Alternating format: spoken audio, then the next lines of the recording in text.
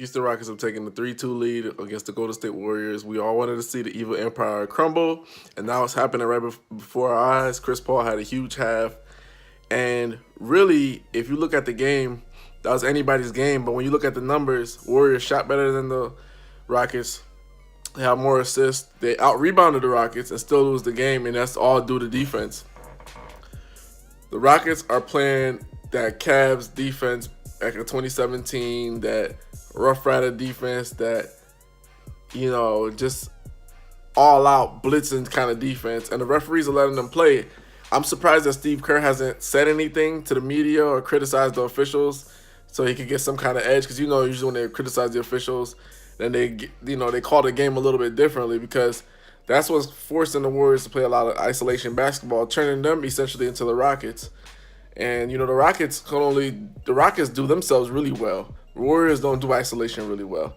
So all that switching is making guys like KD have to go one-on-one, and that messes up the flow of the offense.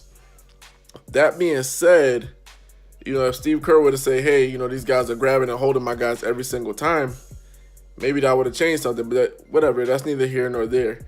Every single game you watch, basically, besides the one blowout in Houston, Golden State has shot better than the Rockets, more assists and everything, so it's kind of weird to see them in this position. But with the injury to Andre Iguodala, with the lineups and the blown communications and the physicality of the series, the physicality of the series is not something that anybody really planned for. We both thought these two teams were finesse, but the Rockets was like, no, we could play gritty basketball. And that's what has them in the 3-2 lead.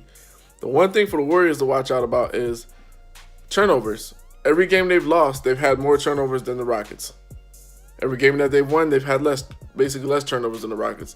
If they would keep the ball and value possessions more frequently, they would be in a better shape.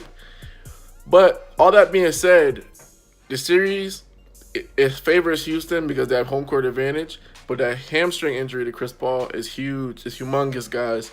If he's not 100%, he's not going to play in Game 6. We all know that. That's already been breaking news or whatever. But if he's not 100% Game 7, please believe Kevin Durant and Steph Curry, they're going to test that hamstring, and they're going to be going at him. And all that dribbling and bringing back the ball like he did in Game 5, I don't know if he's going to be able to do that in Game 7. If there's a Game 7, we can't put the cart before the horse. The Warriors have to win that game because James Harden could still go into Oracle and go off, because he's been having a horrible series.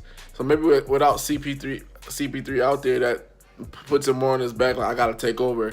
Maybe he'll have a better Game 6. So Warriors have to watch out for that as well. But if there's a Game 7 and CP3 is not 100%, I don't like the Rockets' chances. But right now, the Rockets are in great shape. They're doing everything they have to do. They're playing. They watched the blueprint of all the teams that ever beat the Warriors. You have to play physically. You have to pound them. You have to get to the line. And for the Warriors, the only thing they need to do is stop turning the ball over. If they stop turning the ball over, they can win the series, because they're doing everything else better than the Houston Rockets. They lose a game where they shoot better than the Rockets, which is crazy. Shoot better, more assists, more rebounds. Oh, one problem though: too many turnovers, and that's due to that great Rockets defense.